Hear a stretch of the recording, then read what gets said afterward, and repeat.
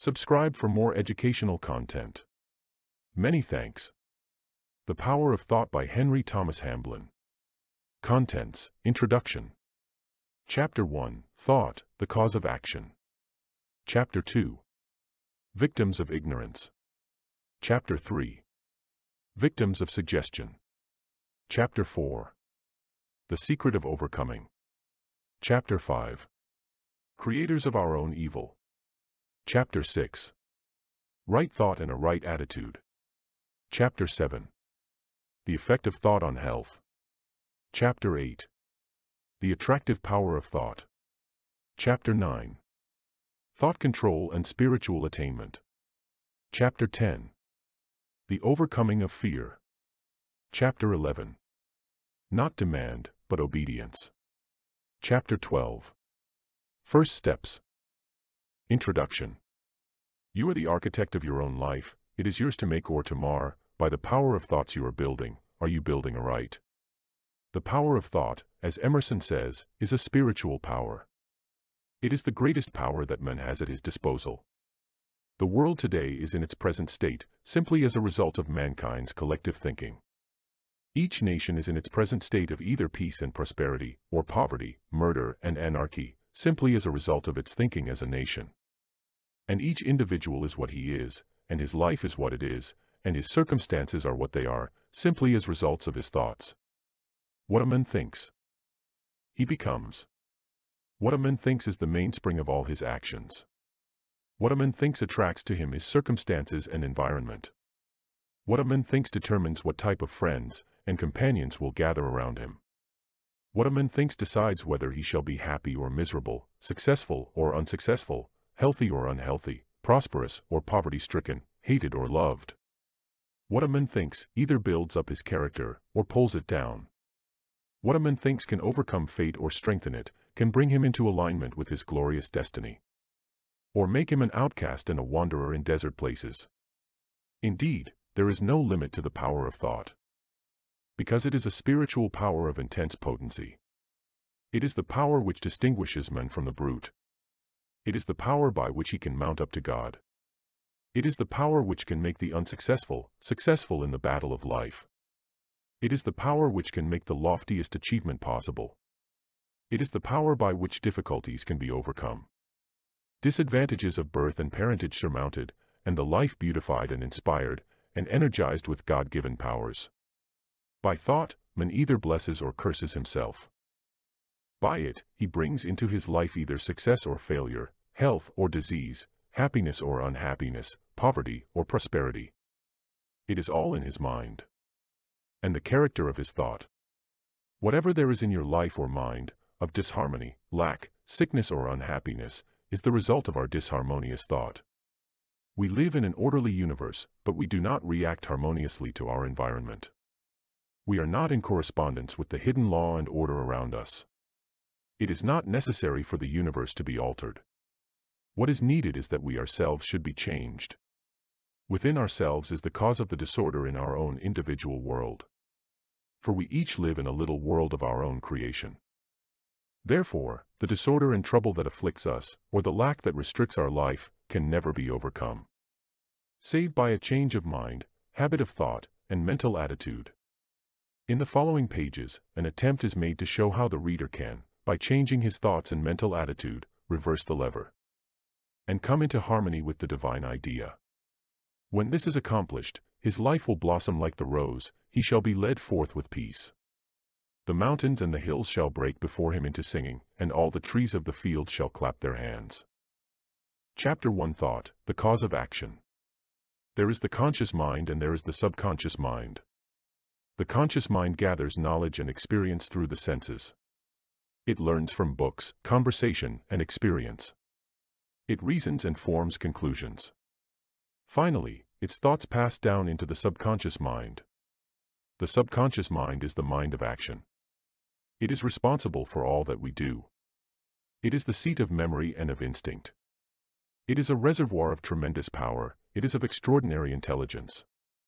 It carries out all the complicated processes within the body, which make life possible. The wisest and most learned of men cannot begin to fathom its wonderful powers. But in spite of this, we know enough about its manner of working to enable us to control it. And by controlling it, we control our actions. And by controlling our actions, we shape our life and overcome what is called fate. The subconscious mind, although so wonderfully intelligent and possessed of such extraordinary powers, acts entirely upon suggestion. That is to say, it follows blindly and faithfully the thoughts that are sent down into it. Therefore, upon our thoughts depends what sort of actions are brought forth. If evil thoughts are sent down into the subconscious mind, then evil, destructive action will be the natural result. If thoughts of weakness and failure are entertained, then weak actions leading to failure will inevitably follow. On the other hand, if good thoughts are entertained, then constructive good action will result. And, if strong, successful thoughts are entertained, they bring forth robust, constructive action, which leads to success and achievement. It is impossible to think evil thoughts and bring forth good actions. Many have tried it.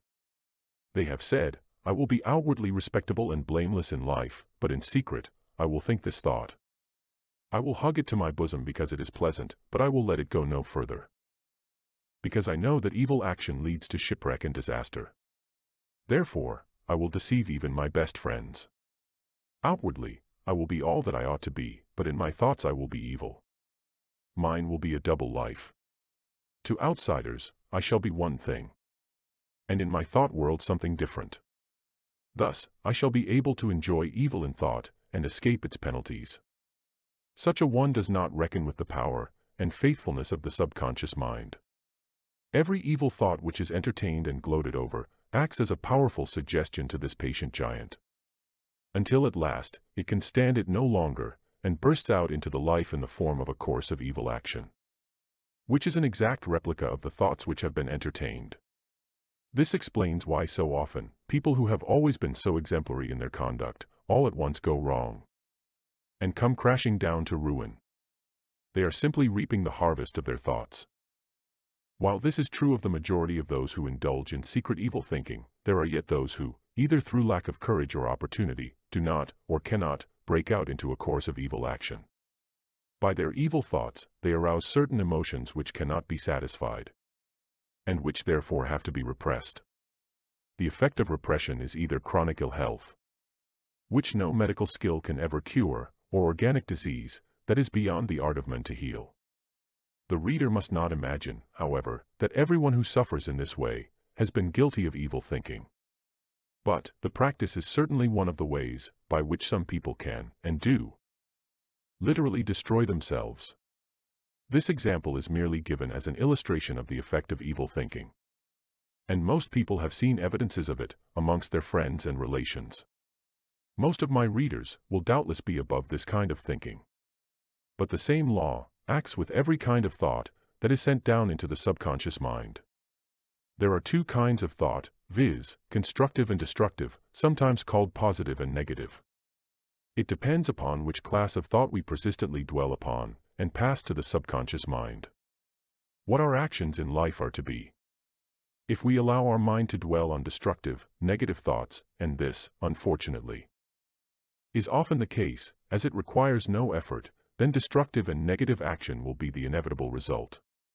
On the other hand, if we think positive or constructive thoughts, and, to do this, effort is required, just as effort is required in climbing a hill, constructive action takes place as a natural result. Thus, a man who gives way to hate and broods over his wrongs will be led to think of murder. And if he gloats upon thoughts of murder, a time will come when he may attempt murder. On the other hand, if the same man will keep his mind off his wrongs and think thoughts of forgiveness, or, better still, if he will love or hold in thoughts of goodwill the one who has wronged him, then his life will become happy and peaceful, and in its highest sense, successful. Again, a man who gives way to weak, fearful thoughts, who fears that his business will fail, who fears that his luck may give out, who fears that competition will arise with which he will be unable to cope, such a man will probably fail, because all his actions will be weak and hesitating, and lacking in that strength and decision which are necessary for the achievement of success. On the other hand, if he will banish every weak negative thought, every thought of possible failure, and constantly brace his mind by affirmations of success, In other words, send down strong suggestions of success to his subconscious mind. Such a man will succeed in life, because his actions will be strong and decisive. When faced by great difficulty, he will find that his subconscious mind will supply him with wonderful energy and staying power, great courage and determination, simply because it has been trained by right thinking to do so. It would be possible to fill a book with illustrations of the operation of this law. But, in a little work of this kind, these two must suffice. The law is immutable, it cannot be tricked or evaded. Whatever we think, becomes sooner or later, translated into action. And as upon our actions our life depends, it will be seen that it is possible by thought control to govern our life. For by controlling our thoughts, we govern our actions. By governing our actions we mold our life and circumstances, thus shaping our fate. Life is not a matter of chance or luck. It is not something out of our control. It is largely the result or effect of our thoughts. Therefore, by controlling our thoughts, and this, thank God, can be done, we can govern and direct our life to an almost unbelievable extent. As conscious thinking beings, created, the Bible says, in God's likeness and image, or in other words, a microcosm of the macrocosm, we possess one of the greatest powers in the universe. And this power is thought. It depends upon how we use this wonderful power, what our life shall be. The engine driver sends his engine either backward or forward, but it is the same power that is used in each case. In the same way, thinking man can either build up or destroy himself by the use or misuse of the potent power of thought. It depends upon how he uses this power, either for good or ill. As to whether his life shall be successful, healthy, happy, or harmonious, or lacking in definite achievement, true success and happiness. Whatsoever a man soweth, that shall he also reap. Chapter 2. Victims of ignorance. We do not believe that there are many who deliberately think negative thoughts. Most people mean well, and want to do good and be good. Not goody, goody. But, nevertheless, most of us are wrong thinkers, more or less. And this is due, so we firmly believe, mainly to ignorance. Because it is not generally known that negative thoughts are highly destructive. We ignorantly indulge in them, thinking that they do no harm. Actually, thoughts of impurity, anger, revenge, hate, resentment, envy, brooding over wrongs, brooding over sorrows, losses and griefs. Thoughts of fear, failure, weakness, penury, sickness, disease, decay, mortality, and death are all highly destructive. They are destructive of health, of happiness, of circumstances, of life in all its departments. They break down the nervous system, they paralyze endeavor, they undermine the will, they make for wrong decisions. It will be admitted that this is a matter of prime importance. Yet, neither children nor the general public are instructed in these vital matters. Because of this almost universal ignorance, most of us go on indulging in negative thinking, much to our detriment. How many of us, for instance, realize that it is thought that kills, and not lack of food in most cases of death through alleged starvation? If a person cannot get food to eat, he dies in a very few days, as a rule. Yet, a person who fasts voluntarily in order to cure himself of some organic disease can do so, if the fast is wisely undertaken, for 40 or even more days, not only without injury, but with greatly beneficial results. Why is it that in the former case, a few days compulsory fast ends in death, while a voluntary fast of 6 weeks or so results only in good? The answer is of course, that it is the state of the mind, and the character of the thoughts that kill, and not the lack of food. Again, after a few days' starvation, a person is generally in a state of great weakness and prostration. Yet, one who submits himself to a voluntary fast generally continues his work. And it is only at the later stages that he works less hard than usual. The certain reverend gentleman who recently fasted for 40 or 50 days, particulars of which were given in our daily newspapers, not only carried on his usual duties, but, in addition, wrote a book on a subject requiring great concentration and mental effort. Contrast all this with the state of a starving man, who, after a few days, is reduced to a condition of collapse and exhaustion, quickly followed by death. And we see how great is the power of mind and thought. In the case of the starving man, he thinks that he is dying because he has no food, and consequently very soon does die. The fasting man thinks that by fasting, he is improving his health, and his health is improved in consequence. Even to the overcoming of incurable, so-called, organic disease. There have been reported in the papers lately many cases of important people undergoing, voluntarily, a long fast, and by so doing, winning their way to health. But this is not new by any means. To my knowledge, this method of cure was quite well known in certain circles a quarter of a century or more ago. But its mental aspect does not seem to have been appreciated at its true value. There is no reason why a starving man, if he was well nourished at the commencement, should not live as long as a fasting man. And he would do so if he could only control his thoughts, and think in the same way that a fasting man thinks. But first of all, he would have to be convinced that fasting is beneficial to health. And this would not be easy, for ignorance and prejudice die hard. Also, because man is prone to look to the future with anxiety, he would probably be consumed with worry, fearing that he would be unable to obtain food after his compulsory fast had got beyond the beneficial stage or limit. But the fact remains that it is not the absence of food that kills a starving man, so much as his state of mind. It is his fear thoughts that kill him. Just as it is the thoughts and expectation of cure that keep the fasting man alive and maintain his strength and ability to work. It must not be assumed from these few remarks that I am in favor of promiscuous fasting. For an ill-considered fast might do a great deal of harm. Fasting in some cases is beneficial, but it should be taken under experienced supervision. There is also much ignorance on another point, which is the possibility of controlling thought. It is not generally known that our thoughts can be controlled and regulated in much the same way that a London policeman controls and regulates the traffic. He holds up a hand and instantly the traffic behind him stops, allowing vehicles from a cross street to pass instead. Our thoughts can be controlled and regulated in much the same manner. Undesirable, destructive thoughts can be arrested, while other thoughts of a desirable and constructive character can be encouraged. People say, "You can't help thinking these thoughts, can you?" They take it for granted that one cannot control one's thoughts. They do not realize that it is possible deliberately to change the subject as regards one's thoughts, in the same way that one changes the topic of conversation. We, all of us, change the subject of conversation when it becomes distasteful to us. But how many of us change the subject of our thoughts in the same deliberate manner, by the exercise of our will? Yet it can be done, almost as easily, if we will only do it, instead of thinking and saying that it cannot be done. Not only is it possible to change the subject of our thoughts, but it is also possible to refrain from thinking altogether. Both are accomplishments of the highest possible value. And they can be acquired only by practice and self-training. But, even the weakest of us can acquire them if we are quietly persistent. We do not need to be clever, or greatly gifted, or out of the ordinary. Indeed, we may be very much under the average in mental gifts, willpower, and intellectual endowments.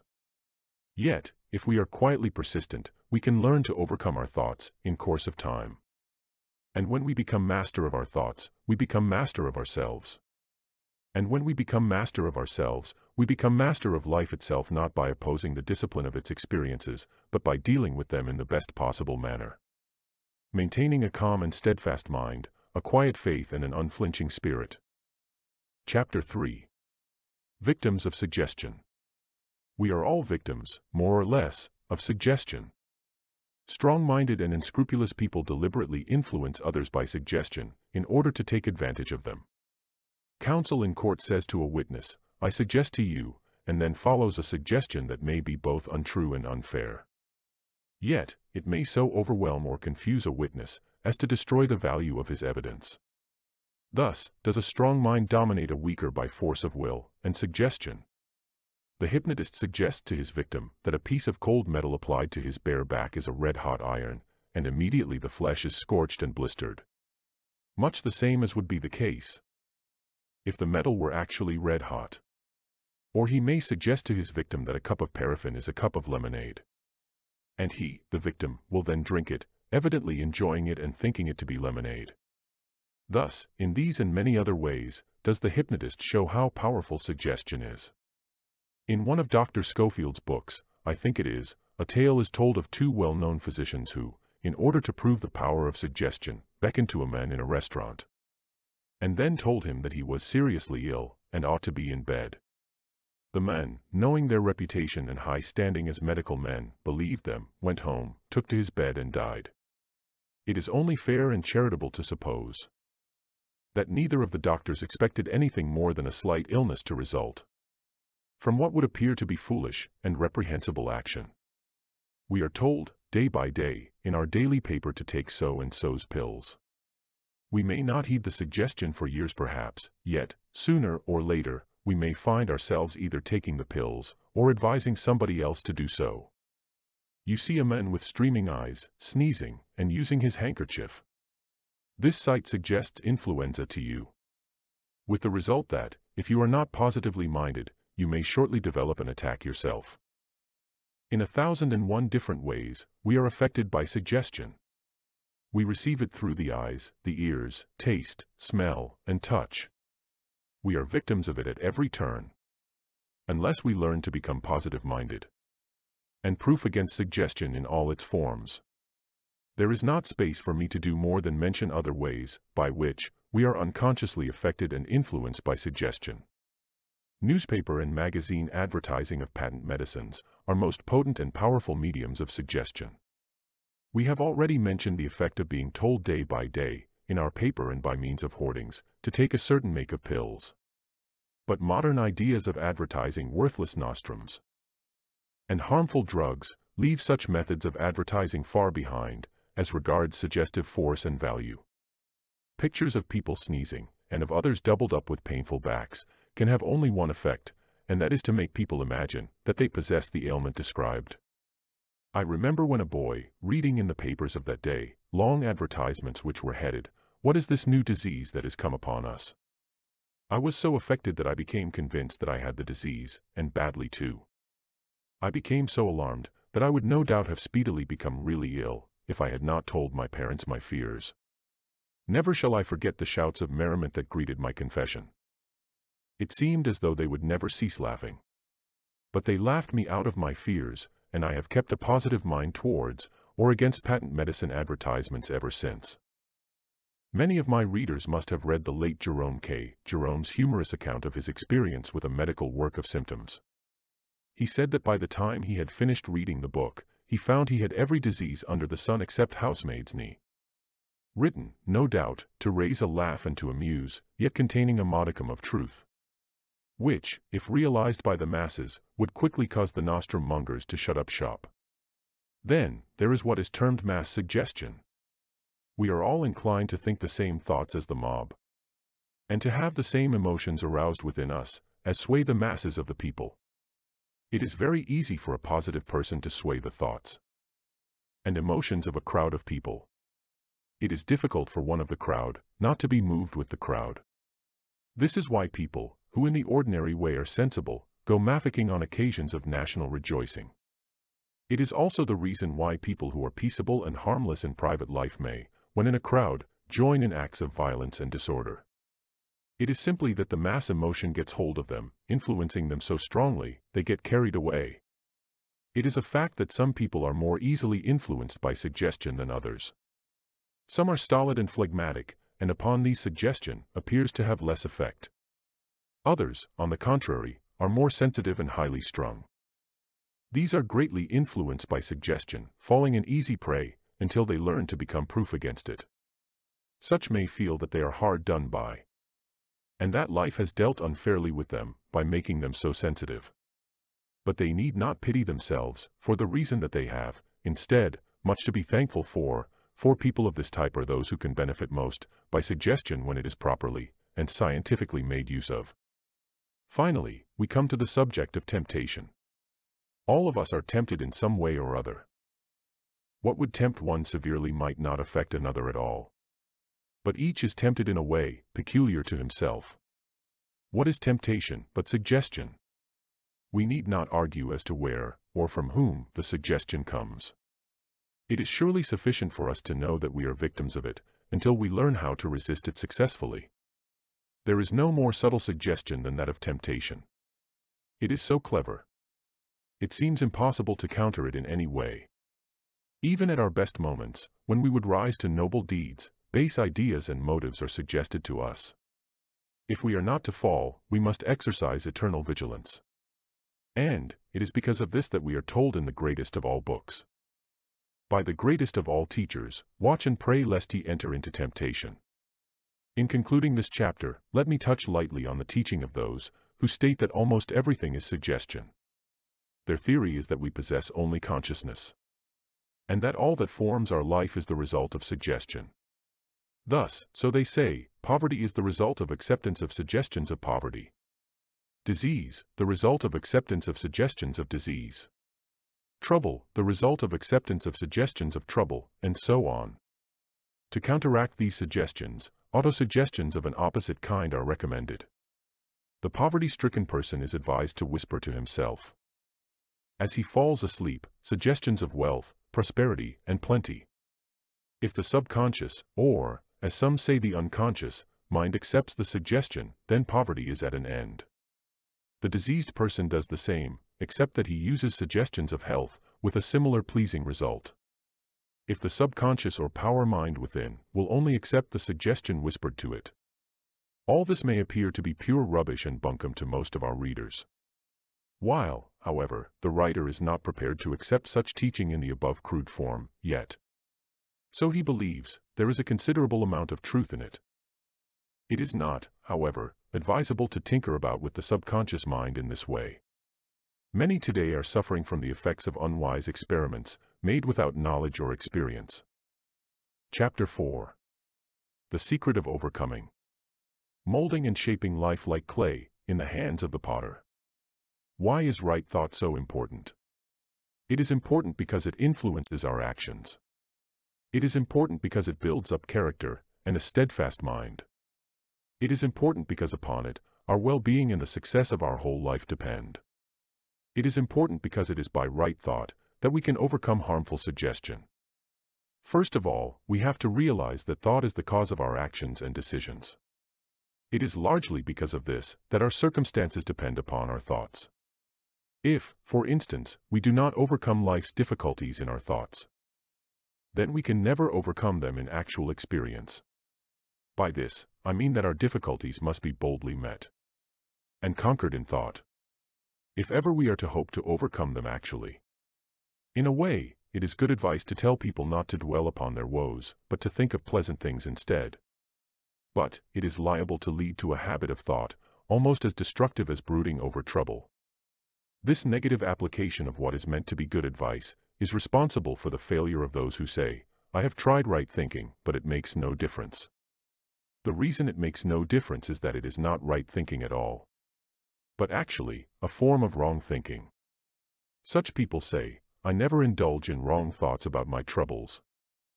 I refuse to think about them. Just so, and it is here where the whole trouble lies.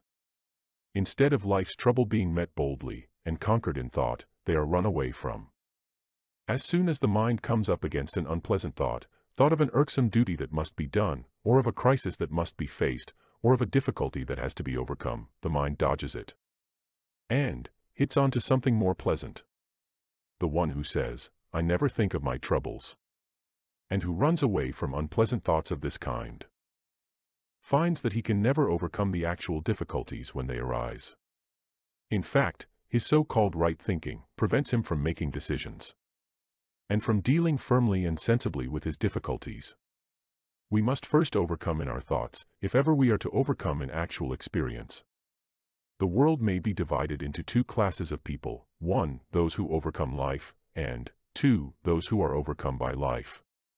Those who overcome life's difficulties are those who do so in thought. Those who are overcome by life's difficulties are those who do not overcome in thought. If the latter have not deliberately made a practice of dodging unpleasant thoughts in an unfortunate attempt to follow a form of wrong thinking, which they erroneously believe to be right thinking, they yet are passive. That is, they fail to overcome, in thought, the difficulty that must be overcome, sooner or later, in actual experience. The secret of overcoming is in thought victory. If we continually overcome in our thoughts, we develop a steadfast mind. Without a steadfast mind, it is impossible to be victorious in life's battle. On the other hand, there is no difficulty capable of human solution that cannot be overcome by a steadfast mind. Indeed, if a man's mind is steadfastly directed towards a certain object, not only will he be truly successful, but the most remarkable things may happen, or be achieved, beyond anything that might be hoped for or expected. The mind becomes powerful, growing in strength continually, through meeting a difficulty, in thought, moving forward towards the difficulty, in thought, and then putting the weight of the mind and will behind it. Then the whole man moves forward, going right through the difficulty to the other side, victoriously. This generates inward power that is cumulative, which, when we come to our difficulty in actual experience, helps us through it successfully. Now, this is quite different from worrying over things. Worry is a destroyer. By worrying over our troubles, we not only stimulate fear, one of the most destructive of the emotions, but we also wear grooves in the brain, round which our thoughts revolve in endless repetition. The brain becomes so constructed or arranged, through the practice of worrying, that worry becomes a habit. That is to say, as soon as a thought of some impending trouble comes to us, or something goes wrong in our life or work, or we think that something has gone wrong or will go wrong, or we fear that it may go wrong, then immediately the cells used by worry are stimulated into action, being already fully charged with nervous energy, waiting to explode. And round the thoughts go, along the groove prepared for them. Then goodbye to our peace of mind, goodbye to sleep, and, in time, goodbye to health. Some people are of a worrying nature. They inherit it from their parents. The writer is one of them. Some people, on the contrary, never worry about anything. If they were sentenced to death, they would probably sit down and read a book. If the executioner stood beside them, they would probably say, "Please wait a minute or two, until I have finished this chapter." A certain man of my acquaintance had once to be told that he was suffering from a disease that would rob him of one of his senses. Now, he was told, "You must try not to worry about it." He laughed a quiet, untroubled laugh and then said, "I shall not worry, we are not a worrying family. We take things as they come, and we find they are not so very dreadful after all. There are always compensations." This shows the amazing difference there is in people's nature and temperament. We think, however, that the proportion of people who worry is much larger than that of those who do not. As the subject of worry is such an important one, a separate chapter must be devoted to it. But, while we must not worry about our troubles or imaginary fears, yet we must meet them boldly in thought and will. On no account must we run away from them.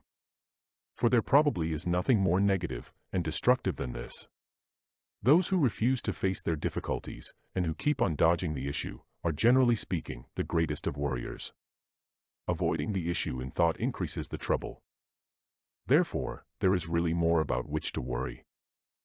At the risk of repeating myself, I must again point out this most vital and important truth, that we must overcome in thought.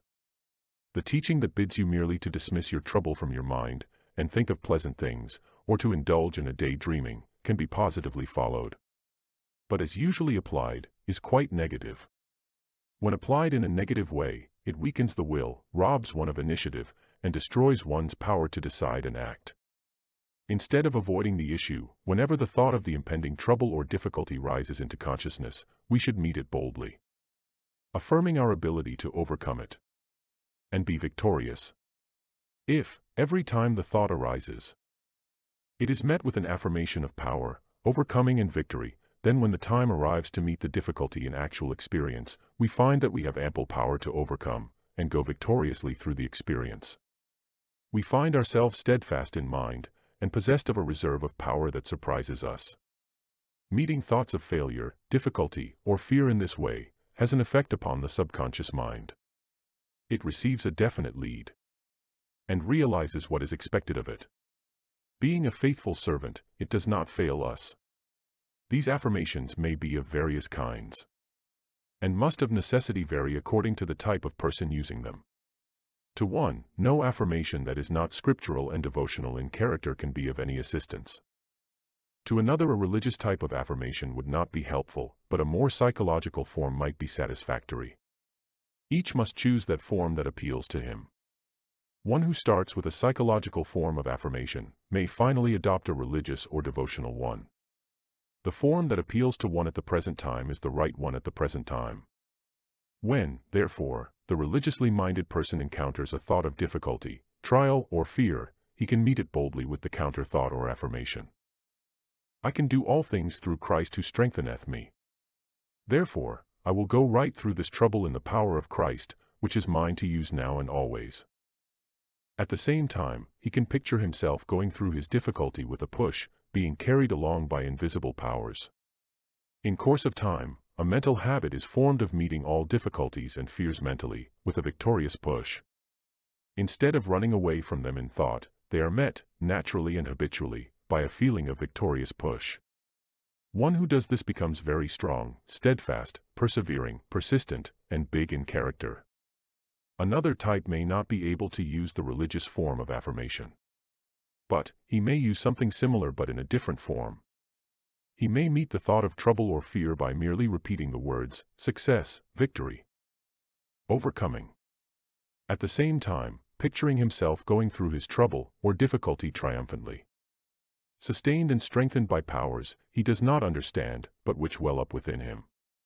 Through cultivating this habit of mind, the life becomes greatly changed. Simply because the character is improved out of all knowledge.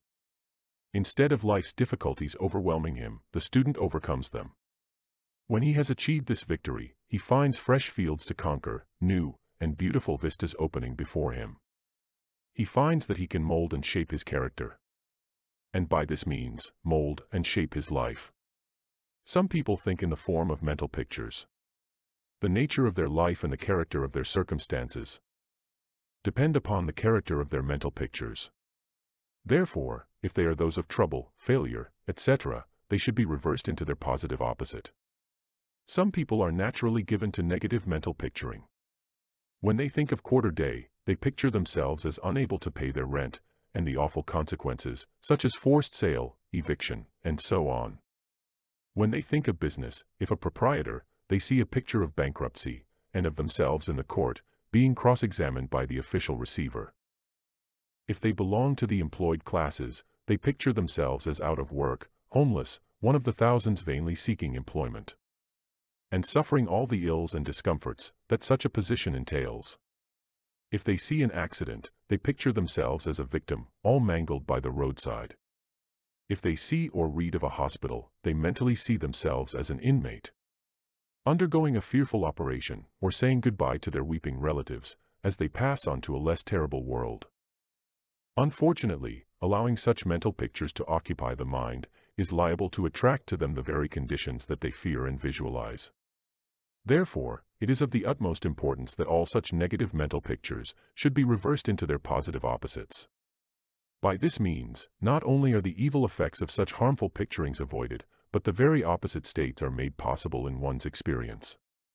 If instead these mental pictures of failure, poverty, disaster, accident, disease, and death are transmuted into pictures of success, prosperity, health, protection from danger, and a happy old age, then these desirable states tend to manifest in the life, in place of the undesirable ones which might have appeared otherwise. For instance, if instead of seeing a mental picture of eviction, or of being sold up as a result of not being able to pay the rent, a mental picture is persisted in of rent paid, a comfortable home, with no care, then this happy state of affairs is likely to manifest, much more so than would otherwise be the case. As mental picturing is probably the most powerful form of thinking, too much importance can hardly be paid to its right cultivation. The effect of such cultivation is to bring about a state of positive-mindedness, a most desirable condition. It also builds up character, making us strong where once we were weak, and able to achieve many things, which we were before quite unable to undertake. Chapter 5. Creators of our own evil. Do we live in an evil universe, and are we the victims of a malicious and unkind fate? Or do we live in an orderly universe, whose underlying principle is helpfulness or love? We cannot help thinking that most of us believe inwardly that the former is true, and not the latter. It is because of this that we harbor subconscious fears. It is because of this that we are pessimists, although outwardly we may appear to be the reverse. Who can tell what direful effects are caused by this inward pessimism? As I have said elsewhere, a belief in evil tends to bring evil to pass. A belief in failure tends to produce failure, a belief in disease tends to produce disease. And so on. What is needed is a change of belief. After which, a change of thought follows almost automatically. The fact of the matter is that, we live in an orderly universe, but we are not orderly ourselves. We are not in correspondence with our true environment. Our true environment is an orderly and perfect universe. The hidden law of life is love or cooperation. Reinheimer, the biologist, teaches that all through nature, in both plant and animal, health and progress, follow when this law of cooperation is obeyed. And that disease and disorder follow its violation. That is, when predatory or parasitic practices are followed, instead of those of service and cooperation. We have first to believe that we live in an orderly universe, and that life is based on love. We have, also, to believe and acknowledge that the cause of our own evil, or the disorder in our life, is to be found in ourself. The truth of the whole matter is that we are not in harmony with life. And we are not living in obedience to its fundamental law. Harmony, peace, true success, and a carefree life are possible only to the extent that we come into correspondence with life, with the orderly universe in which we live, and work in conformity with the law of life and the universe, which is love, or cooperative helpfulness. There will come a time, so Isaiah the prophet tells us, when this law will be universally observed. When the lion shall eat the same food as the ox. And when they shall not hurt nor destroy in all my holy mountain, for the earth shall be full of the knowledge of the Lord, even as the waters cover the sea. This ideal state may be a long way ahead, but we who know the truth can put it into practice here and now. By so doing, we cannot fail to bring harmony and peace into our life, such as cannot be described. We can thank heaven every day that we live in an orderly universe. We can pray every day that we may be brought into correspondence with it. We can think and act every day, according to its underlying principle or law of cooperation and helpful service.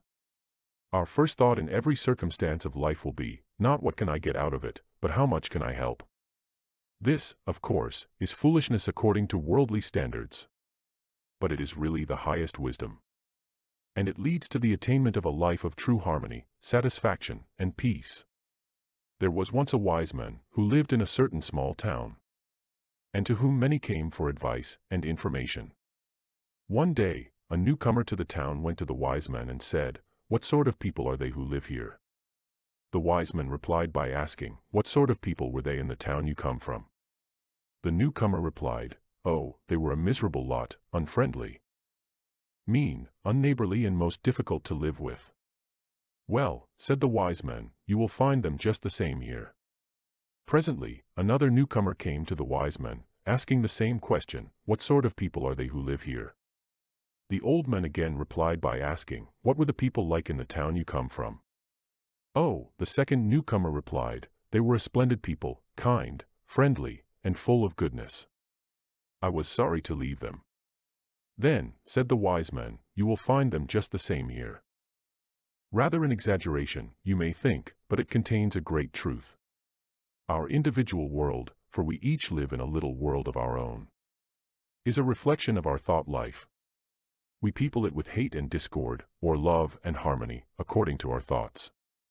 Our life is filled with evil, to the extent that we fail to harmonize with the divine order, which is the only reality. Life is essentially good, although it may contain many disappointments, and many blows. Many of these, however, are of our own creation. Do we not reap, in middle and old age, the fruits of the errors or sins of our youth? Life is good, although a molder of character. If we harmonize with it, bearing willingly its disciplines, we avoid much misery and trouble. In other words, we cease creating our own evil. Chapter 6. Right thought and a right attitude, the basis of success and prosperity. Those who succeed possess a certain type of mind. It is true that they have ambition, vision, and driving power, capacity for work, and a strong will. Also, they never spare themselves. And, in addition, they seize each opportunity when it comes. But their principal cause of success is their type of thinking. They think in terms of success and achievement, abundance and prosperity. The life tends, in course of time, to express the type of thought habitually dwelt upon. If we think consistently in terms of success and prosperity, then, sooner or later, we express these things to a greater or lesser degree in our life. That is to say, according to our ability, we achieve the greatest success possible in our case. We cannot all be at the top of the tree, but we can each rise to the best position, for which our particular genius fits us. Except in the case of those peculiar people, who think they can do anything and everything, whereas they can do nothing properly. We can all accomplish much more than we could ever believe possible. There are abilities hidden within us that are undreamed of. Our capabilities seem to increase as our responsibilities grow greater. Life calls on us for higher achievement, and lo, the power and ability are forthcoming in a way that is surprising to ourselves. And probably, still more so to our friends. I have purposely conversed with a great number of unsuccessful people. By unsuccessful people, I mean those who, though sober and hard-working and who want to get on, always sink to the bottom, no matter how much one may help them, and in spite of splendid opportunities put in their way. In all of them, I have found the same type of thought habit. They think in terms of penury and failure. Because of this, all their actions and decisions, unknown to themselves, are of such a kind as to bring about penurious conditions and failure. Men of equal abilities are not equally successful. One may appear to be lucky, while the other may appear to be most unlucky. But I am convinced that the cause of the difference is to be found in the mind. The one has a fixed idea of success and achievement, which acts as a center around which his thoughts, both conscious and subconscious, revolve, while the other has a fixed idea or fear of failure, around which his thoughts continually turn. The one is energized and inspired to successful achievement, while the other's efforts are undermined, and his energy sapped by a hidden idea, or fear of failure, and ruin. Now, while it is true that one may be born with a successful type of mind, while another may inherit a failure type, yet, it does not necessarily follow that the latter must always remain a failure. His type of mind can be changed. In order that this may be accomplished, he does not have to enlist the services of an expensive mental specialist or practitioner. He does it himself, by a change of thought. By changing his thought, he gradually transforms the fixed idea of failure into one of success. The attitude of the mind is changed, and the thoughts are trained to flow in a new direction. This, in time, changes the whole man so that he rises like a cork in water, instead of sinking like a stone. He comes to what to him is the top of his profession, or calling, instead of gravitating to the bottom. He finds that there is plenty of room at the top, simply because so few ever use their mind in a constructive way. He becomes one of the favored few, simply because he uses his mind as a creative instrument, and not merely for the purpose of doing routine work. It must not be forgotten that true success is based on service. It is only by our cooperative help of the world that we can ever find happiness. And this is in itself true success. Money and fame are useless if they fail to bring happiness and satisfaction. Service and cooperative helpfulness bring the truest and most lasting success. Combined with efficiency, they make us indispensable in our particular branch or calling. Sooner or later, quality of character tells its own story. Those who rise rapidly, laughing at such things as service, integrity, etc., generally go down later in ruin and dishonor. Therefore, our thoughts should be not merely of success and achievement, but of service and helpfulness. We should not think so much of what shall I get out of it, as how helpful can I be. For all solid success is based upon the extent of our helpfulness to the community. The more helpful we are, the more indispensable we become, therefore, the greater the reward, as a rule.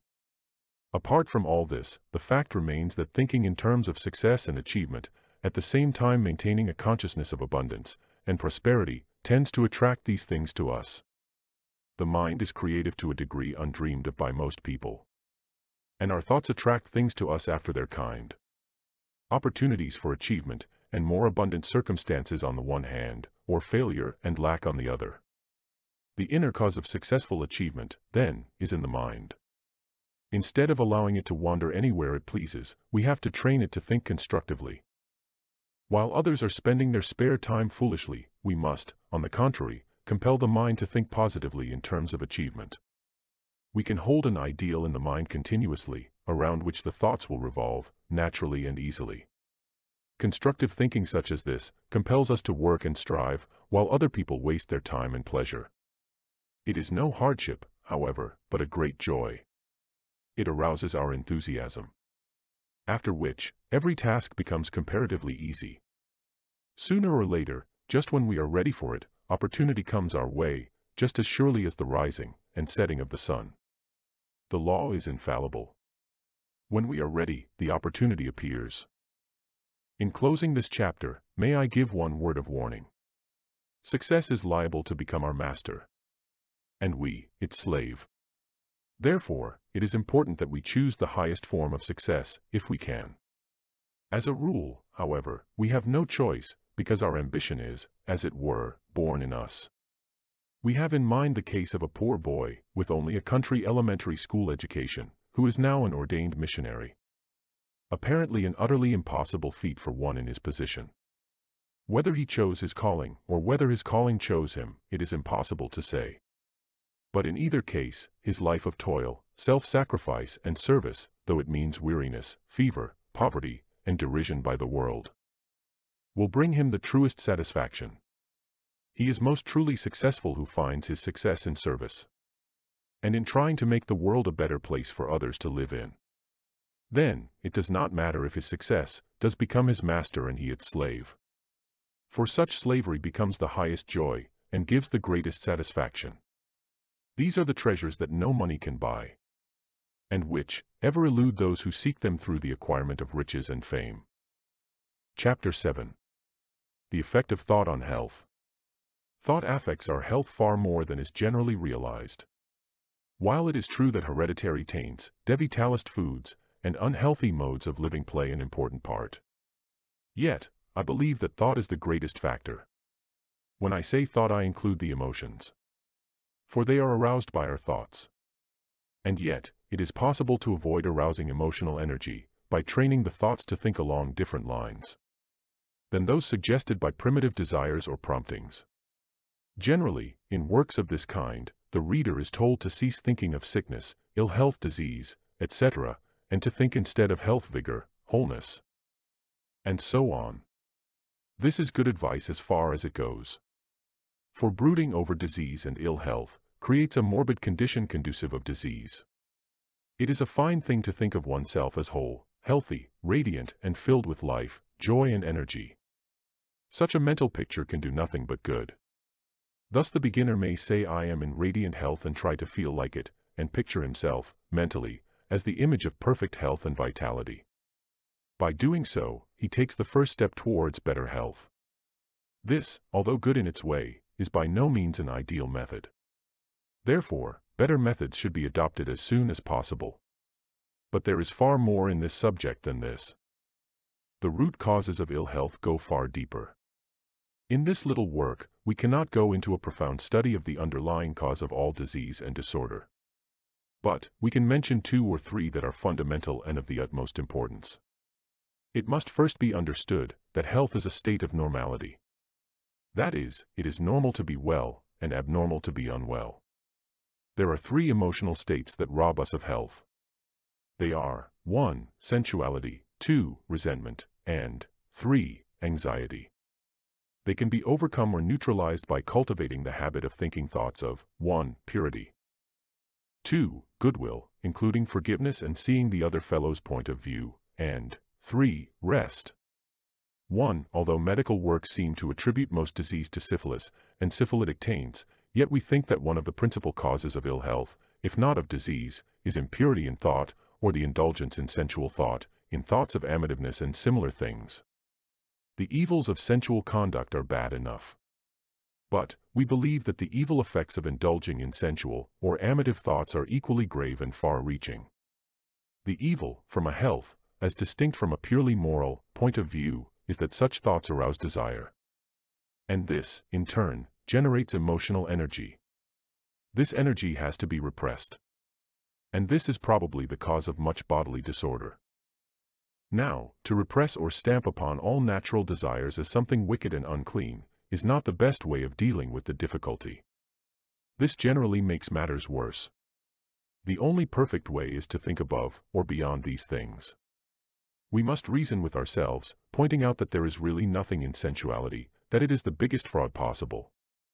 And that as far as the higher love of the sexes is concerned, if this cannot be ours, then beyond it all, are things more important. Every young man knows that it is far better to rise early, either to do some work, or to go for a bathe, than to lie in bed thinking sensual thoughts.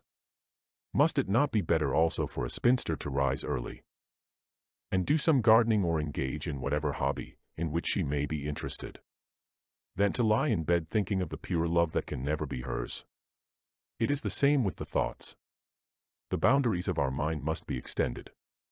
We must think above and beyond the things of sense and emotion, no matter how good, in their highest form, they may be, to the greater and more spacious things that are possible. Surely, it is better to think of snow-capped mountains, of deeds of heroism, of lives of self-sacrifice, of the great universe, of the eternal verities, of God's great plan for man, of our voyage of discovery through time and space, than the things which arouse sexual emotion. Mere amative feelings, or hopeless longing. Yes, 1,000 times. Not only from a moral, intellectual, and spiritual point of view, but from the standpoint of health. Instead of repressing thoughts of a sex origin, we must think above them and beyond them. By so doing, we transmute the life forces into higher intellectual and spiritual powers. Instead of repressing or wasting the force of life and our emotional nervous energy, we use it in higher service. Thus, we become not only healthier and stronger, but nobler and greater, both in mind and character. We also become capable of greater endurance and far higher achievement. 2. Thoughts of goodwill and forgiveness are both healing and preventive of ill health. Hate, vexation, the nursing of grudges, cherishing dislikes and prejudices, thoughts of venom and revenge, all these are health destroyers, as also are anger, rage, passion, and similar feelings. In place of these, it is possible to cultivate thoughts of goodwill, forgiveness, mercy, non-resistance to evil done to us. All these generate health currents. They also help to keep away disease and ill health, simply because they bring us into harmony with the underlying motif of life. Most of us have doubtless got a long way past the hating stage. We may, it is true, have no desire either to hate or to injure anyone, but have we given up all our little grudges and resentments? Probably not. We may have forgotten them, but they still lie buried, smoldering away in the caverns of the mind, causing disharmony, which is translated into outward sickness or disorder. 3. We do not think that any medical man will disagree with us when we state that care, strain, worry, grief, anxiety, and similar states of mind are the underlying, or at least the contributory cause of many grave diseases. Many serious ailments appear after a period of strain, anxiety, and suspense. Even diseases due primarily to alcoholic and other excesses are precipitated by mental worry or shock. In spite of the patient's excesses, no disease may attack them until they meet with loss, disappointment, or some anxiety or worry. Then down they go at once. But those who commit no excesses become afflicted also, in spite of their sobriety and restraint. The worry and grief, suspense and anxiety caused by an erring son. The grief and emotional upset experienced by a betrayed and deserted wife, or the long-continued financial worries of a businessman in difficulties. All these wear down the nervous system, deplete the forces, and lay the system open to disease. It is not claimed that what we call science of thought, or right thinking, can enable us to avoid all the troubles of life, although many of them are self-created. And, in any case, there is still the fruit of past wrong sowing to reap, to a certain extent, but it does enable us to meet them in such a way as to prevent them from injuring us. And this is a very great gain. Two people may meet the same kind and amount of trouble.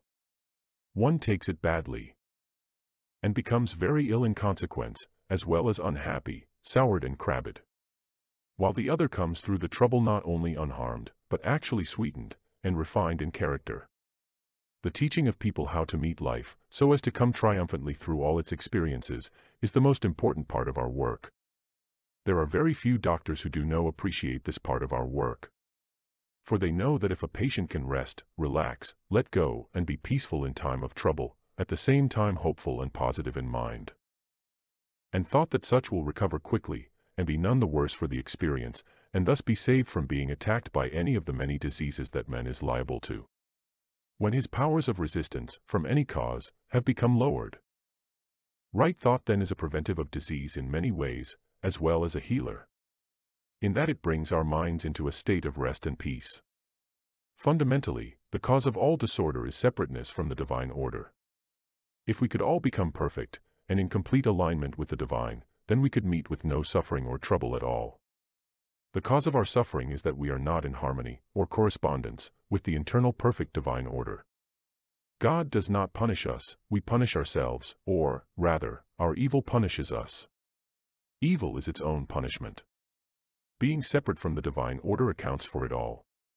The prodigal son was not punished by his father. He punished himself by separating himself from his father's house and wandering in a far country. When he returned, he was forgiven and all was harmony and joy. Put into modern language, we have to return from our life of separateness in thought, desire, emotions, and the affections, to the center of all life, order, and harmony, and become at one with it. This means that, first, we must possess the desire to do so. And, secondly, that we must bring all our thoughts into line with the divine innermost. Such a thing would, of course, be impossible if it were not for the fact that one who aspires receives help from heaven itself. All the powers of darkness rise up to prevent us, if they can, but there is one who has been along this path before us, who was tempted in the same way, yet who won a great victory. Not I, but Christ, said St. Paul, and this is the secret of successful thought control. Chapter 8. The attractive power of thought. There are two old proverbs which are well known and often quoted, but whose profound psychological importance is not perhaps fully appreciated. They are these: birds of a feather flock together, and you can tell a man's character by the company he keeps. The source of this attraction is largely in a man's thought. If we think thoughts of a certain type, then we attract to ourselves people of a similar type of thought. We are drawn together by the invisible forces of attraction. It is true that the character of our thoughts becomes, in course of time, written on our face, so that all the world can see if we are pure or filthy, strong or weak, loving or hard, noble or base. But it is largely the attractive power of thought that draws people to us. Our thoughts not only attract people to us after their kind, but they also attract other thoughts after their kind, and also opportunities and circumstances. The human mind, although in one sense it can be called creative, is more of a receptacle of thought than a generator of the same. We have, as it were, two doors to our mind, one opening to a stream of heavenly, good, beautiful, ennobling, healthful and wholesome thoughts, the other opening to a stream of undesirable, weakening, destructive thoughts. It is impossible to have both of these doors open at the same time. When we think thoughts of purity, wholeness, charity, etc., in other words, thoughts of a heavenly character, then the door to heaven and all that is beautiful is opened, allowing a flood of similar thoughts to enter. This is why prayer is so valuable. Prayer is the raising of the thought and attention, also the heart and affections, to heaven. In response, there is a return flow or influx of divine life, thought and ideas. One who perseveres in this practice becomes, in course of time, so changed by this divine influx as to be heavenly minded. Then the other door leading to all that is undesirable remains shut always. During the transition stage, the door leading to evil thoughts may be burst partly open, leading to what we know as temptations. If we try to shut the door and fight the attacking forces, or thoughts, or suggestions of evil, we find that it opens even wider. The only way of dealing with the situation effectively is to raise the thoughts, attention, mind, and heart to the good and heavenly reality. When our attention is fixed in this way upon reality or heaven, God or Christ, then the other door becomes shut again. The only reason for it being burst open is that our attention on the good and pure becomes weakened at times. The influx from the divine, however, continually strengthens and changes us, so that it becomes increasingly possible to keep our thoughts on a heavenly plane. And this, in turn, keeps the other door more effectively shut. The negative aspect of all this is that if we allow the door of weak or evil thought to open, the door of divine good becomes closed. Heaven, in spite of all its good intentions and desires, cannot help us if we allow our thoughts and attention to be engaged by lower things. Thus, we see here the value of faith. If we raise our heart and thought above our troubles, then we open the door heavenwards, so that an influx of new life, power, and good flow into us, enabling us to overcome. Directly, however, that we look down, to brood over our troubles, the door towards heaven becomes shut, while the other door is opened, thus allowing a stream of weakening destructive thoughts to enter. Thus, by refusing to brood over our troubles and difficulties, and by looking in faith to heaven, and by thinking of the divine perfection or reality, we are delivered in a double way. First, the spiritual source of trouble is shut off. And second, we become open to receive a constant stream of heavenly influences. Not only do we attract to ourselves one of the two streams of thought and influence just described, but we also create for ourselves an atmosphere, either attractive or repellent. This atmosphere, aura, or personal magnetism either attracts people and opportunities, or drives them away. If two men, one with an attractive atmosphere and the other with a repellent one, were placed each in a small business and given equal opportunities, the former would do far more business than the latter, simply because he would attract customers, charm them, receive their recommendations, and retain their patronage. He would make a living, where the men with a repellent atmosphere would starve. The same thing would happen in any profession. A doctor, a lawyer, a clergyman would attract a large following if he possessed an attractive atmosphere, but would have only a scanty following if he had a repellent atmosphere. In order to create or develop an attractive atmosphere, we must feel goodwill towards those whom we meet. We must be anxious to serve and help, and we must think the right thoughts. There is no need for toadyism. Indeed, this should be avoided at all costs. Instead, we must remember that while it is true that we have to serve, no matter what our calling or position may be, yet we are the magnet. And that others are drawn to us, not by compulsion or against their will, but by the magnetism of goodwill and inward friendliness. We must also bear in mind that we are drawing others to us not in order to serve our own selfish ends, but in order to bless them, help them, and make them happier. There was once an undertaker who was so sympathetic, he did more funerals than any of his competitors. His sympathy attracted people because it was real. If it had been put on, it would never have rung true, and he would have been avoided as a humbug and hypocrite. He had no desire to get business with his sympathy. He would have hated the thought, but he simply could not help being sympathetic, because he had a big heart of love open to all who were in trouble.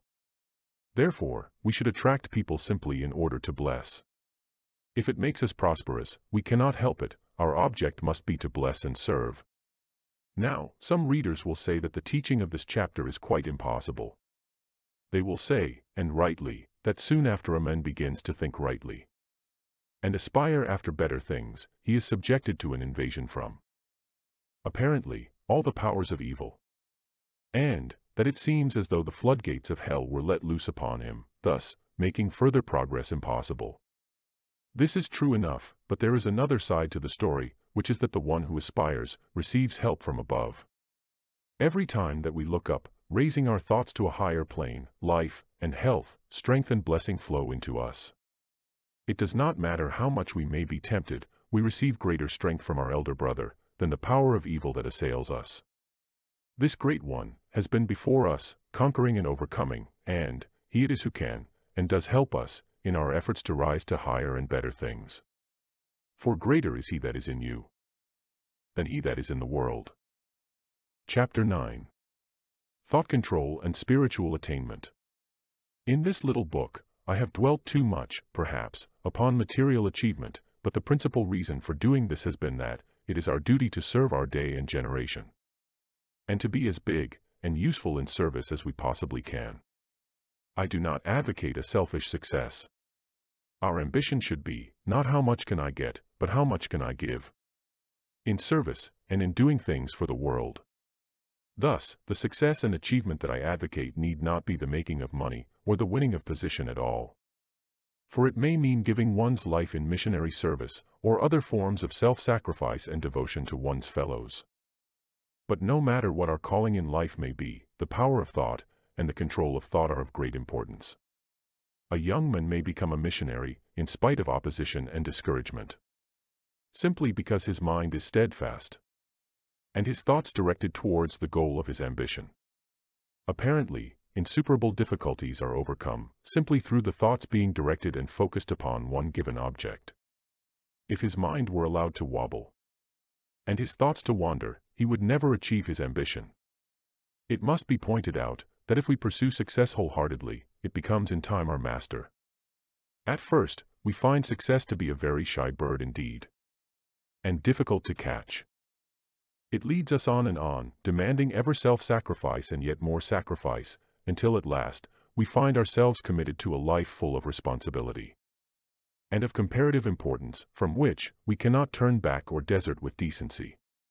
Then, we find that success, instead of being our servant, has become our master, while we have become its slave. It is of importance, then, that we limit our material ambitions. There is no reason, however, why we should limit our spiritual ambitions, for if we are successful in our quest of God, there is only joy awaiting us. When we find that success has become our master and we its slave, it is not generally acknowledged that no great degree of spiritual attainment is possible without thought control, the result of thought training. Brother Lawrence is an outstanding example of this. He is the great exponent of the practice of the presence of God. This humble servant of God, working daily amongst his pots and pans in the kitchen and scullery of a monastery, found that by training his thoughts always to flow towards his Lord, he became conscious of his presence always. So clear was this realization that Brother Lawrence found that he was far more conscious of the divine presence while he was at work scouring greasy pots and pans than when in his cell for the express purpose of engaging in devotional exercises. This humble, unlearned brother became a saint, although not called one, and a teacher of many, simply through directing his thoughts towards God and persevering, in spite of their liability to wander. It is possible for us really to pray, if we possess a measure of thought control. We direct our attention to God, and this forms a ladder by which our thoughts and affection ascend up to God. Thought control is really a fixation of the attention upon a given object, and keeping it there. So long as our attention is fixed on God, just so long will our thoughts travel up the ladder thus set up. Those whose powers of attention and thought control are so weak as to be almost entirely lacking should repeat prayers. This is not as good as praying oneself, but it is a beginning and a step in the right direction. One who says or repeats his prayers, night and morning, possesses a connecting link between himself and heaven that others who never make any such attempt lack. But really to pray by directing the attention and thoughts toward God is a very different thing. It is a much greater thing. It is a spiritual exercise of the highest order. It is not an easy thing to do, however, for until our thoughts have become disciplined, they wander away. The cares of life, or its ambitions, lure our thoughts away, so that we soon find ourselves thinking of things material, instead of things spiritual. Our thoughts must, of course, be brought back again and again, until a habit is set up, which then makes real prayer possible. There are many grades of real prayer. There is supplicatory prayer, there is the prayer of praise and thanksgiving. There is the prayer of meditation, there is contemplation. The last two are very advanced. They become possible only when an almost perfect degree of thought control has been developed. It is not only during times of prayer, however, that thought control is needed in the pursuit and development of spiritual faculties and powers. We need it just as much during the day when engaged in the mud and scum of things. We too can share the experience of Brother Lawrence, who found that his work which he disliked, in the ordinary way, became enjoyable because of the divine presence. Tasks, also, which before were difficult and beyond his powers, became possible of accomplishment, when once he had learned to let the Lord help him with his presence. By frequently turning our thoughts and aspirations to the divine innermost, we become greatly helped and strengthened. Also, in course of time, our work which we may dislike in itself, becomes transformed and made enjoyable, through a realization of the fact that it is a service of love to our fellows. We become conscious of a new fellowship and companionship. We are not alone, for there is one with us helping to make life a nobler thing, to become more faithful workers and servers, to do things from a higher motive. The result of all this is that a new and finer character is built up. And this is eternal. for character can never die. And, in addition, we become entirely new creatures. We may not be religious, as generally understood, or sanctimonious, but we can become nobler, truer, finer types of men and women, for whom the world will have cause to be thankful. The inner, or spiritual, life is a very real thing. Two people may become spiritually awakened, and through it may desire to live a nobler and higher life. One may be successful, while the other may after a hard fight go back to his old life. The reason is that the former keeps alive the flame of his inner life, while the latter allows it to go out. The former perseveres with real prayer and directing his thoughts to God, raising them continually to higher and better things. While the latter neglects his praying, does not persevere in the control of his thoughts, so that his spiritual life withers away and becomes dead through lack of nourishment. Then temptation comes in like a flood, and the battle is too much for one who is not fortified by prayer.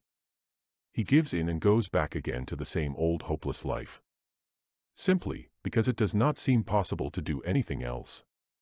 The fault is not that temptation is too strong, but that he cuts himself off from the one source of infinite power. Through his neglect of prayer and his lack of perseverance in thought control. The importance of training the thoughts to turn away from unworthy things, to the things that are noble, true, beautiful, and really worthwhile is so great. Is it any wonder that I write books, and publish a magazine on the subject? Chapter 10. The Overcoming of Fear. Fear is probably the cause of more of the mishaps of life than we imagine. A special protection seems to shield those who are absolutely without fear. It is a well-known fact that a dog will not attack one who is completely unafraid of him. My own limited experience of sports is that, if one is entirely without fear, then the more reckless one may be, the more likely is it that one comes off without even a scratch.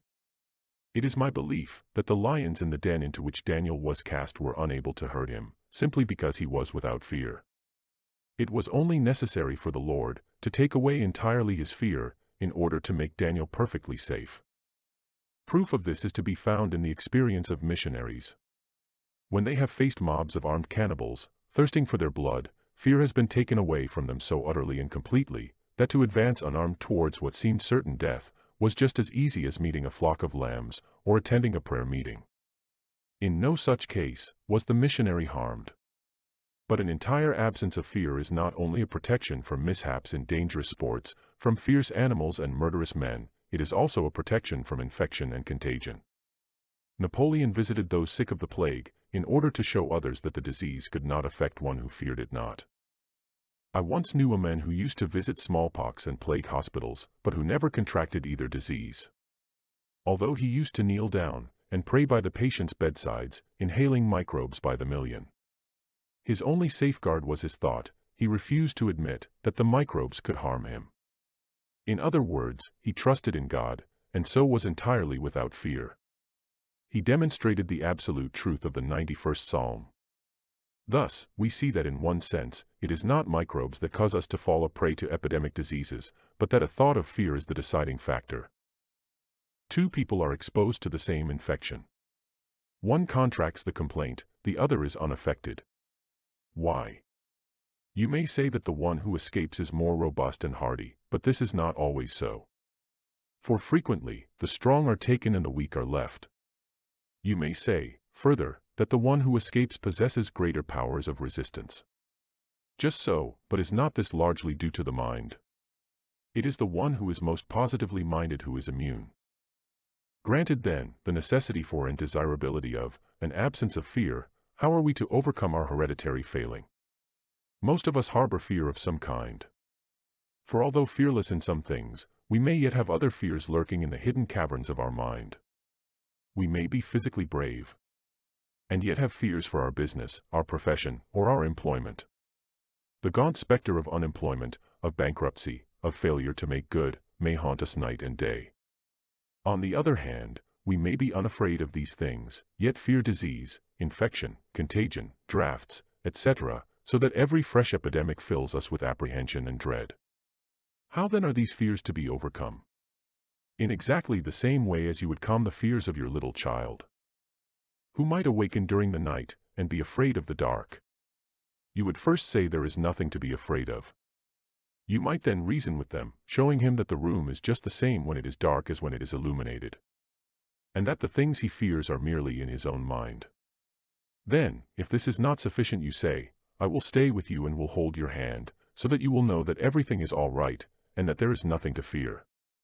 Feeling your presence with him, and being quite certain of your power and willingness to protect him, he soon falls quietly to sleep. Now, we have to treat ourselves in exactly the same way. We are very complex creatures and can actually speak, argue, and reason with our own selves. We proceed in exactly the same way as we did with our little child. First of all, we say to ourselves, there is nothing in all the universe that can make me afraid.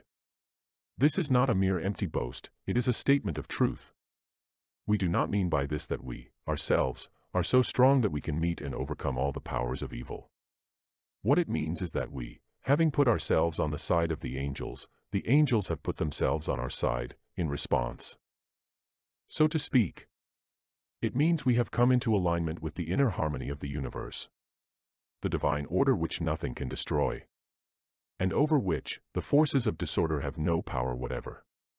It means that behind us is all the power of hidden divine forces, pushing us on to the glorious consummation, designed and planned for us in the depths of the divine mind, and the heart of infinite love. Therefore, we can next use the words of Edward Carpenter, all the divine forces hasten to minister to my eternal joy. While doing this, we can feel and realize that it is just as we state, that there are actually divine forces behind us, pushing us forward to a fuller and richer life, and raising us to higher and better things. If you find these statements or invocations too advanced, high down or fantastic for you, you can quite easily choose words of your own that will be effective in your case. But the same process should be followed. It is better first to use the negative and next the positive. But, like our imaginary little son, who was afraid of the dark, we may feel the need of something more. He wanted us to stay with him and hold his hand, so that he might feel and realize that we were with him to protect and guard. In the same way, we can call upon and realize the presence of the omnipotent and eternal. There is one who has overcome the world and beaten all the powers of evil, who has glorified his humanity and opened up the way for us by his own self-sacrifice. And he has said, I will not leave you, and lo, I am with you always, even unto the end. Chapter 11. Not demand, but obedience. The beginner might think, quite naturally, that having discovered the immense power of thought, all that he has to do is to make use of it according to his own sweet will. There is probably no greater error than this. It is because thought is so powerful, and its effects so far-reaching, that makes it important that we train our thoughts to correspond to the inner laws of the universe. We each form part of one complete whole. God is our Father or center, and every man our brother. We are servants one of another. Until we realize this, we are out of harmony with life and the universe. Not only in our actions but in our thoughts. For, if we have a wrong idea of life, then all our thoughts must naturally be wrong also. It has been said that we can conquer nature only by obeying her laws. It is equally true that we can overcome life only by obeying the laws of life. If we do not think in harmony with the motif of life, we become black spots in the cosmic body. It is only when we become brothers of humanity, living in harmony with the laws of life and the great scheme of things. It is only then that we can experience harmony ourselves. And it is only then that our life can become really and truly successful, in the highest sense of the word. It is possible to make demands upon life, and to get what one demands. This leads to achievement. One, of course, at the cost of hard work and sacrifice. We have all to pay for our achievements. Those who are not willing to pay are not able to achieve. It is because achievement demands so much of us, in the way of character, patience, perseverance, steadfastness, sacrifice, that makes it valuable as a builder of character. To keep one's success and to remain unspoilt by it, demands yet greater qualities of character than does its achievement. But, all such achievement can bring neither happiness nor harmony, if it is demanded from life selfishly, without any thought for others, without any thought of God. No happiness, peace, or harmony can ever result from making selfish demands upon life. It is true that there is a time in our life when it seems that everything is in our own hands. and that we are master of our fate, captain of our soul. This may spur us on to achieve and conquer, and to meet with experiences that are a necessary preparation for greater things. All this is good as far as it goes, and may be a very necessary phase in our life. But sooner or later we realize that, although in one sense, we are master of fate, in that we can choose either good or evil, yet, all the time, there is a divinity that shapes our end, rough hew it though we may. There is an internal harmony to which we must correspond. We belong to a complete whole, in which we have a place, and of which we form a part. We can come into correspondence with the harmony of this whole, only by becoming less selfish and more universal. In other words, we have to love God, and love our neighbor. Instead of forcing our will upon life. Instead of making ourselves a center around which everything else must revolve. Instead of demanding and compelling, if we would find real happiness and true satisfaction at all, we must love and serve God and man, life and the world, and thus enter into the harmony of the whole. The inner law of life is love, but it is better for us to think of this as cooperation. To the extent that we think, work, act and feel in correspondence with this law, do we find true happiness, peace, satisfaction, and the things which are precious above rubies, and which no wealth can buy. We see, then, why we should train ourselves to think thoughts of goodwill, instead of those of hate and resentment, of cooperation instead of selfish acquisitiveness, of service rather than personal gain. It is only thus that we can become brothers of humanity. It is only by becoming brothers of humanity that we can ever enter into correspondence, or a state of at-oneness, with the internal harmony that is divine. We live in an orderly universe, for behind the disorder on the surface of life is an internal divine order. This divine order would find expression externally, if every man were to come into harmony with it. But self stands in the way. Love, goodwill, cooperation, these form the key by which man individually can find entrance to this inner harmony and order, and which, by reason of his own entrance, he can make it easier for his brother to find entrance also. There is psychology being taught today, mostly in books from America, that is hurtful and malicious. It teaches the misuse of mind power by means of suggestion. The mind and will are used to compel others to act as desired by the operator. For instance, a salesman wants to get an order from a buyer of a certain house. While the latter is considering the matter, the salesman uses strong mental suggestion that the buyer should sign the order. Unless the buyer is acquainted with this sort of thing, he may be compelled to act against his better judgment. This practice of mental coercion is really criminal, although at present not legally so. It is practiced in a variety of ways. But the one who suffers most is the one who practiced the method, and not his victims. Nemesis awaits all who misuse their mind powers in this way. We can never work against the laws of life without suffering for it, very severely. Such mental malpractice, as I have described, is in complete opposition to the inner law of cooperation already mentioned. Therefore, it brings disorder and suffering in its train. Chapter 12. First steps. Who hath despised the day of small things, Zechariah 4 verse 10. We cannot become adepts in right thinking and thought control all at once. We all have to grow from small beginnings, gradually increasing in strength and stature. In other words, we all have to make a start in an apparently small and humble way. I say apparently advisedly. For although it may seem to be a small thing deliberately, to think thoughts opposite in character to those which our feelings, and natural or lower nature prompt us to think, yet it is really a big undertaking. And, if we are successful, a high achievement.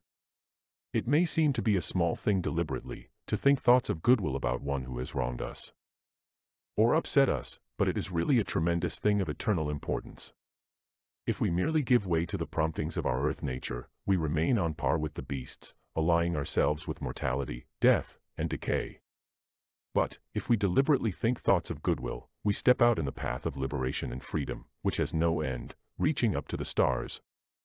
It may appear to be a small thing to think deliberately, thoughts of things pure and noble, in place of thoughts of sensuality, yet, in reality, it is a great achievement. For thoughts of the latter kind form the very taproot of man's unhappiness, weakness, and woe. It may appear to be but a small thing, to think thoughts of steadfastness and overcoming in the face of apparent defeat and failure, yet it is not such a small thing after all. For upon it, the success of our life largely depends. It may seem to be a small thing to think deliberately of God and things eternal in place of thoughts of mortality and things temporal. Yet, to do so is of importance, for it is only thus that we can enter into eternal life, through becoming at one with that which knows no decay. It may seem to be a small thing to think deliberately of one's unity and oneness with the source of all light and life, instead of as separate and alone, but this also is a matter of importance, for through this, we enter into a realization of the truth. It may seem to be a small thing to think deliberately of health, wholeness, and the joy of living, instead of brooding over disease, sickness, and death. But the results of such thinking are far-reaching. For upon it, our health largely depends, and without health, it is very little we can accomplish. But, while it is true that we are engaged in a great adventure, yet we have to commence in a small way, being satisfied at first with small achievements. That is to say, satisfied in one sense, but not in another. We have to be satisfied, if we can at first win seemingly small victories, simply because it is impossible to win greater ones. But in our heart, we yearn for greater things, and mean to achieve them when we are strong enough. The better part of us, which is eternal and heavenly, and which is fed by right thinking, in harmony with the laws and practices of heaven itself, is at first but a weak babe, so to speak. The lower part of us, which is natural, belonging to the lower nature, and, the reverse of heavenly, is strong and well grown.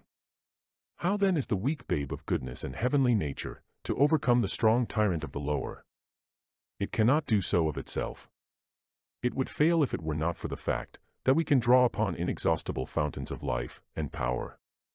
Every time that we raise our thoughts above the things of time, and sense to the eternal realms of the good, the beautiful and the true, we open ourselves to receive an influx of divine life and power.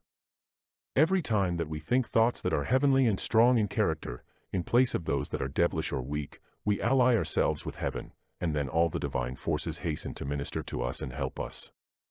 Therefore, although the new and heavenly nature is weak, and the old nature is strong, yet the former wins in the long run, if we are steadfast and persevering in raising our thoughts to higher and better things, thinking the best thoughts that we can, in spite of the claims of the old established habit of thinking. Finally, the new nature swallows up, as it were, the old nature, but it is a long drawn-out struggle. What we call right thinking is not merely thinking positive thoughts in place of negative ones. It is this and a great deal more. Right thinking has different meanings to different people. To the beginner, it consists in thinking positive thoughts in place of negative ones, together with a call to high heaven for help. The negative thought and its corresponding positive opposite are the negative and positive poles of the same thing. We can live at either end according to our thoughts. Here follows a negative train of thought in one column, together with a positive counteracting opposite. That will, I hope, serve as a key to future right thinking and overcoming negative thought or suggestion. Life is evil and cruel. What terrible thing or evil is it that may affect me at any moment? Failure, bankruptcy, loss of employment, workhouse, disease, accidents, operation, hospital, bereavement. Positive thought or affirmation. Life is good and is always striving to bring to me the highest good. No evil can come nigh me, nothing can hurt or destroy. The divine blessing rests on all my affairs, the blessing that mocketh rich and addeth no sorrow. The life of God fills me with health, strength, and joy of living. If you were to sit down and meditate upon the negative train of thought, especially if you were in the midst of a first-class worry, the result would be that your fears would be increased, and at the best, you would become depressed. If, instead, you meditate upon and affirm the sentences given in the above right-hand column, you find that you become braced and strong, ready once again for the battle of life. Not only so, but if you allow the negative train of thought to engage your attention and sink into your mind, then you allow yourself to accept the adverse suggestion, which, in turn, may bring the things feared into actual manifestation. If, on the other hand, you stick to and affirm the positive thoughts given in the second column, then the evil suggestion is driven out, and the positive, life-giving truth is put in its place. The one who can do this becomes strong and steadfast, while the things that he affirms become, in course of time, manifest in his life and experience. A quiet time should be spent regularly every day, The last thing at night and early in the morning are good times, in meditating upon the positive thoughts given above, and upon others like them. But during the day, it is equally necessary to chase away the adverse suggestion. And in this case, it must be done quickly. The meditation would be far too long to be made use of, in the midst of the rush and tear of everyday life. What is needed is a short affirmation that will knock the evil suggestion on the head and replace it by a positive declaration of absolute truth. Therefore, we can meet the various suggestions of evil in the following manner. Suggestions of evil: disease, sickness, illness. Affirmations of truth: God is my health. Suggestions of evil: poverty, penury. Affirmations of truth: God is my abundant and everlasting supply. Suggestions of evil: failure. Affirmations of truth: God is my success, or God is in me as my power to achieve. Suggestions of evil: hate, resentment. God is love in me, changing me and finding expression through me. It is no exaggeration to say that one who will put the above teaching steadily into practice will transform his life through becoming changed for the better in himself. If our life is difficult and our environment depressing or uncongenial, it is not these that have to be changed. It is the worst possible thing for a man to pray for his life to be made easier and more comfortable. One who says, "If only my circumstances were different, I could get on," perpetuates his misery and binds the chains of his bondage more closely to him. We must never pray for tasks equal to our strength, but rather for strength equal to our tasks. It is we who have to be changed, not our circumstances. We have to overcome our circumstances and limitations by growing beyond them. When we become changed, our circumstances and environment become changed correspondingly. We can become built up in character only to the extent that we overcome in thought. End of The Power of Thought by Henry Thomas Hamblin. Subscribe for more educational content. Many thanks and wish you all the best.